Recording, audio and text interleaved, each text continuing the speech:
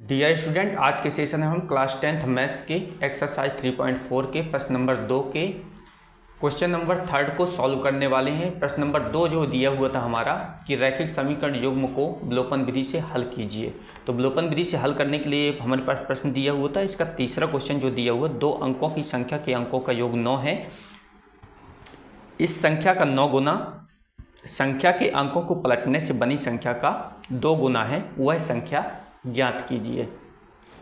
तो इस सवाल को हम हल करेंगे। सबसे पहले इस प्रश्न को समझ लेते हैं। 2 अंकों की संख्या के अंकों का योग। सबसे पहले 2 अंकों की संख्या को हम समझ लेते हैं। 2 अंकों की संख्या अगर हम माने तो वहाँ पर हमारे पास 2 चीज़ें रहेंगी। दहाई का अंक रहेगा और पहले इकाई का अंक रहेगा। मतलब 2 अंकों की संख्या होगी, हमारे पास 2 बॉक्स बनने चाहिए। और हमें पता है इकाई के अंक में हमेशा 1 अंक रखा जाता है और दहाई के अंक में 10 रखा जाता है। तो दहाई के अंक को अगर हम x मान लें और इकाई के अंक को अगर हम y मान लें तो हमारे पास 10x धन y ये हमारे पास संख्या हो जाएगी। और जब इसमें पुट करेंगे तो हमें संख्या मिल जाएगी। तो यहाँ पर मानेंगे, माना 2 अंकों की संख्या, पहले इसको मानते हैं, 2 अंकों की संख्या 10x प्लस y है, जिसका इकाई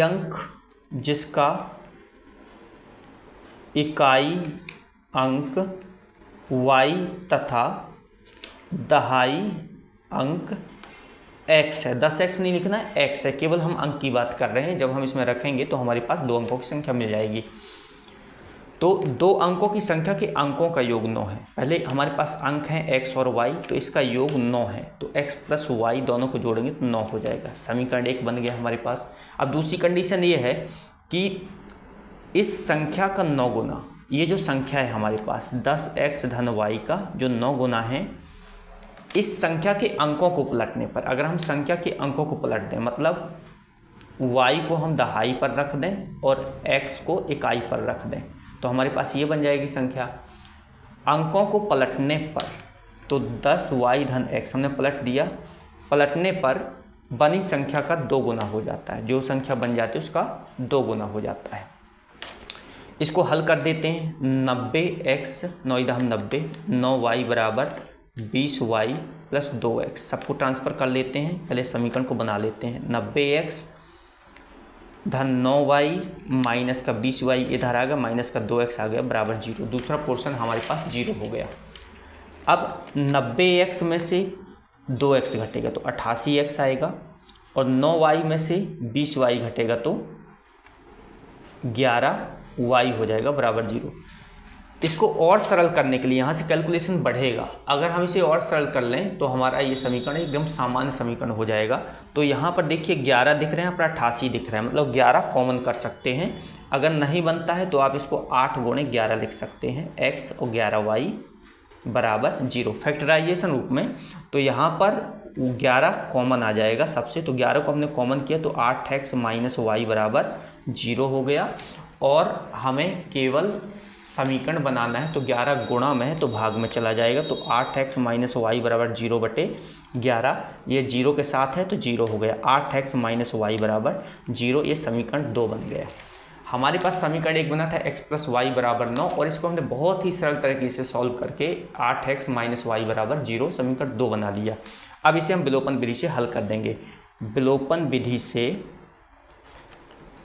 से हल करने पर, विलोपन विधि से जब हल करेंगे तो इसमें किसी एक को हम बराबर करते हैं। जैसे हमारे पास x वेरिएबल यहाँ है और x वेरिएबल यहाँ है, तो इसको बराबर करेंगे तो यहाँ 8 दिख रहा है, इसमें 8 नहीं दिख रहा, तो हम इसके 8 का गुणा इसमें कर देंगे और इसके 1 का गुणा इसमें कर देंगे।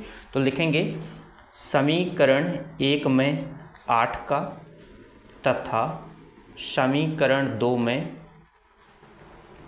1 का गुणा करने पर, 1 का गुणा यानी कि कुछ नहीं है, अगर चाहें तो इस तरह से लिख सकते हैं, गुणा करने पर। तो पहले में अगर करेंगे x के साथ तो 10x हो जाएगा, x के साथ हुआ तो 10x, y के साथ तो 10y बराबर 90। 8 का कर रहे हैं तो 8 का x के साथ 8x हो गया, 8 का y के साथ 8y हो गया, और 8 नाम 72। ये हो गया समीकरण 1 में गुणा। और समीकरण 2 हमारे पास दिया हो, उसमें 1 का ही गुणा होना है, तो सेम ही रहेगा, कोई चेंजेस नहीं आएगी। साइन चेंज करेंगे, प्लस है तो माइनस, ये माइनस है तो प्लस, ये प्लस है तो माइनस। यहाँ पर ये कैंसिल हो गया, minus minus plus plus plus plus होता है, तो 8y और y 9y हो जाएगा, बराबर 72 में से 0 घटेगा तो 72 आएगा। तो y का मान आ जाएगा 72/9, 9 8 72। तो y बराबर हमारे पास 8 आ गया।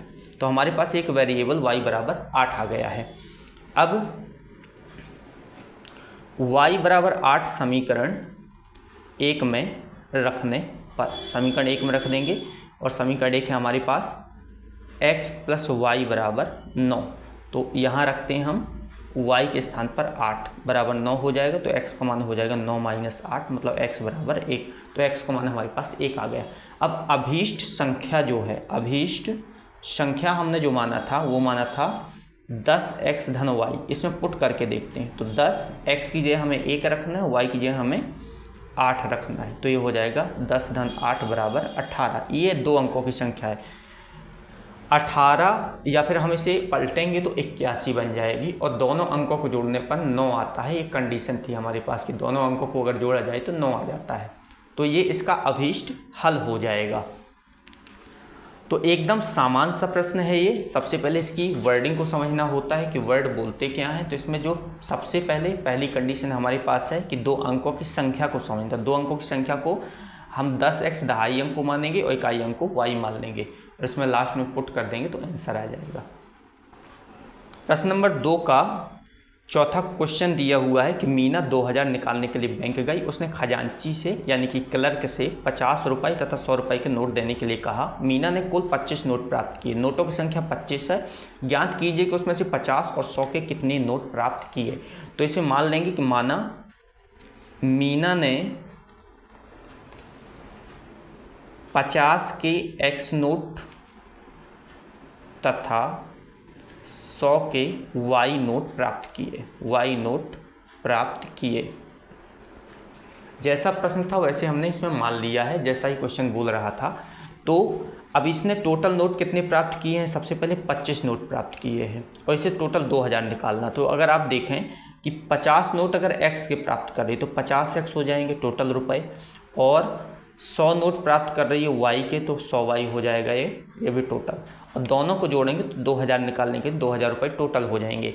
तो अगर इसको हम साधारण तरीके से हल कर दें तो 50 यहाँ से कॉमन आ रहा है, तो x प्लस 50 दूनी 100, 2y बराबर आ जाएगा 2000।